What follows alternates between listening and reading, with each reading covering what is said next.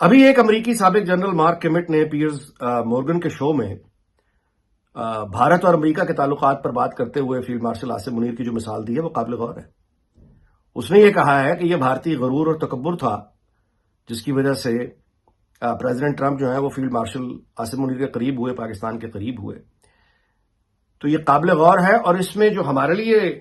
یعنی تاریخ کے جو بھی طالب علم ہیں ان کے لیے سیکھنے کے لیے یہ ہے کہ یہ پاکستان تھا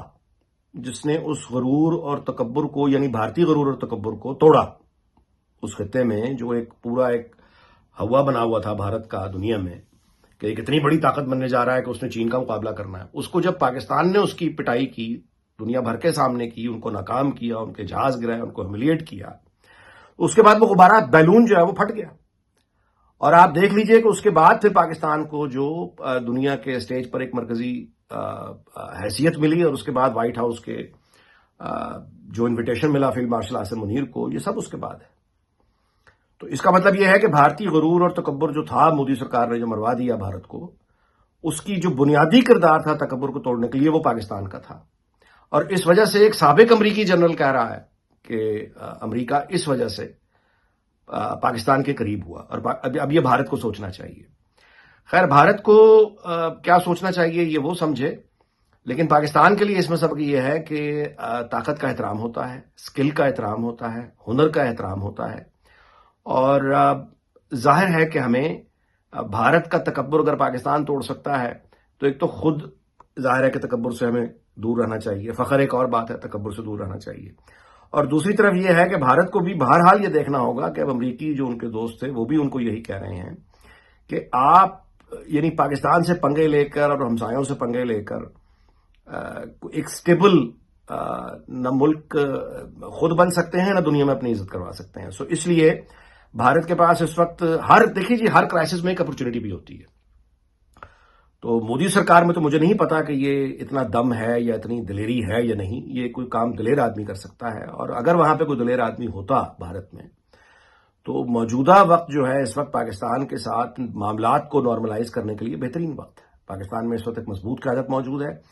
اور جس کا پورا کنٹرول ہے، اور وہ ظاہر ہے کہ فیلڈ مارشل آصم منیر کی صورت میں ہے۔ پاکستان کے پاس ایک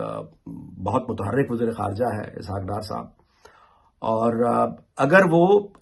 حقائق کو سامنے رکھتے ہوئے مسئلہ کشمیر کے حل کے لیے پاکستان کے ساتھ صدق دل سے بیٹھے اور دہشت گردی پاکستان میں جو کروا رہا ہے اس کا سلسلہ ختم کرے، دنیا بھر میں جو دہشت گردی کے نیٹ ورک ہیں ان کا سلسلہ ختم کرے، تو پھر وہ ایک سٹیبلٹی کی طرف بھی آ سکتا ہے، اور یہ خطے کے لیے بھی اچھا ہوگا، سب کے لیے اچھا ہوگا۔ اس کی مثال چین ہے جو بھارت کا بھی ہمسایہ ہے اور پاکستان کا بھی ہمسایہ ہے۔ چائنا کی جتنی بھی ترقی ہے ہمارے سامنے ہے، خوشحالی ہمارے سامنے ہے، بطور ثبوت اب مغرب اس کو تسلیم کر چکا ہے، پوری دنیا تسلیم کر چکی ہے کہ China is a great power. China کے حوالے سے آپ نے کبھی یہ خبریں بین الاقوامی میڈیا میں یا کہیں نہیں سنی کہ چین جو ہے وہ کینیڈا میں لوگوں کو قتل کروا رہا ہے یا باقی دنیا کے ممالک میں دہشت گردی کروا رہا ہے؟ چائنا کے حوالے سے یہ الزام تک سامنے نہیں آیا۔ سچ اور جھوٹ تو بات کی بات ہے، جھوٹا الزام بھی کو لگانے کے قابل نہیں ہے چین پہ کہ چین نے کوئی دہشت گردی کی ہے۔ اور یہ ثبوت ہے کہ آپ اگر اپنے انٹرنل ڈیفرنسز اور کمپلیکسز کو ختم کر کے پرامن طریقے کے ساتھ اپنے ہمسایوں کے ساتھ اپنے یعنی تعلقات کو ٹھیک رکھیں تو پھر ایک سٹیبلٹی بھی آتی ہے جو ملک میں بھی آتی ہے، پورے ریجن میں بھی آتی ہے، اور ظاہر ہے کہ اس کے حوالے سے پھر دنیا میں بھی آپ کا ایک مقام بنتا ہے۔ اب ہم نے جو 6 سپٹمبر کا ابھی ظاہر ہے گزرا ہے، پاکستانی قوم نے ظاہر ہے کہ روایتی جوش و خروش سے منایا، لیکن اس دفعہ جو خوشی تھی وہ مختلف تھی۔ گو کہ سیلاب کے ظاہر ہے کہ اتنی بڑی آفت ہے، اس طرح سے قوم سیلیبریٹ نہیں کر سکی، لیکن جو آپ کہیے کہ بیرون ملک پاکستانی ہیں وہ 6 سپٹمبر انہوں نے بڑے اعتماد کے ساتھ منایا ہے۔ پاکستان میں سیلاب کی جو صورتحال ہے یہ دن بدن خرابی کی طرف جا رہی ہے، اور ہمیں یاد رکھنا چاہیے کہ اگر بڑے پیمانے پہ، اتنے بڑے پیمانے پہ قدرتی آفات اور سیلاب کی وجہ سے اگر یہ کنٹرول سے باہر ہو گئی صورتحال، تو پھر انتظامی ڈھانچہ تو بہت چھوٹی سی بات ہے، یا سیاسی ڈھانچہ بھی چھوٹی بات رہ جاتی ہے، یہ تو پورا سماجی نظام لڑکھڑا جاتا ہے، اور اس کے نتیجے میں پھر کیا کچھ ہوگا یہ سوچ کے بھی خوف آتا ہے۔ یہ درست ہے کہ ملتان کے گرد و نواح میں خبر آئی ہے کہ وہاں پہ اب مدد کے لیے فوج طلب کر لی گئی ہے، اور یہ قابل اطمینان بھی ہے. فوج ظاہر ہے کہ آئے گی، اور فوج کو جہاں جہاں بھی عوام کی اور قوم کی مدد کرنی ہوگی وہ ہمیشہ کی طرح کھڑے ہوں گے اور وہ کام بھی کریں گے. لیکن ہمیں یہ کب احساس ہوگا کہ فوج از دا لاسٹ لائن آف ڈیفense؟ یعنی یہ آخری چیز ہوتی ہے جب آپ فوج کو بلا لیتے ہیں، اس کے بعد پھر کچھ نہیں ہوتا کسی ملک کے پاس. کہ اگر پاکستان میں کوئی مضبوط مقامی حکومتوں کا، بلدیاتی حکومتوں کا کوئی نظام کام کر رہا ہوتا، تو ایک طرف تو ہے نا کہ بڑے فیصلے وفاق کی سطح پہ ہونے ہیں کہ ڈیم بڑے بننے ہیں، نہیں بننے ہیں، پھر صوبائی حکومت کو ڈیم چھوٹے بنا لے، یہ صوبائی اور وفاقی حکومت کا معاملات ہیں. لیکن مضبوط مقامی حکومتیں، بلدیاتی نظام اگر ہوگا تو لوگ اپنے بچاؤ کے لیے، قدرتی آفات، سیلاب اور دیگر مصائب سے بچنے کے لیے، اپنے بچاؤ کے لیے اپنی مدد آپ کے تحت گلی محلے کی سطح پہ، چھوٹے یعنی ٹاؤنز کی سطح پر وہ اپنا انتظام کچھ خود کرنے کے قابل ہوں گے کہ ایسی کسی صورت میں کوئی ایسا یعنی مال مویشی کو کس طرح سے بچانا ہے، اپنے کم از کم کھانے کا، خوراک کا ذخیرہ کہیں پہ وہ کریں گے. سیلاب زدگان کی یا قدرتی آفات کے نتیجے میں کوئی تباہی اگر آ جائے تو اب کسی حد تک تو وہ اپنی مدد آپ کے قابل ہوں. یہ بہت بڑا المیہ ہے کہ فوجی حکومتیں جب ہوتی ہیں تو اس وقت مقامی حکومتیں یعنی نظر آتی ہیں. آخری جو پرویز مشرف کا نظام تھا لوکل گورنمنٹ کا، وہ ایک بہت اچھا نظام تھا. اگر وہ چلتا رہتا تو آج تک وہ اپنے آپ کو بہت بہتر کر چکا ہوتا.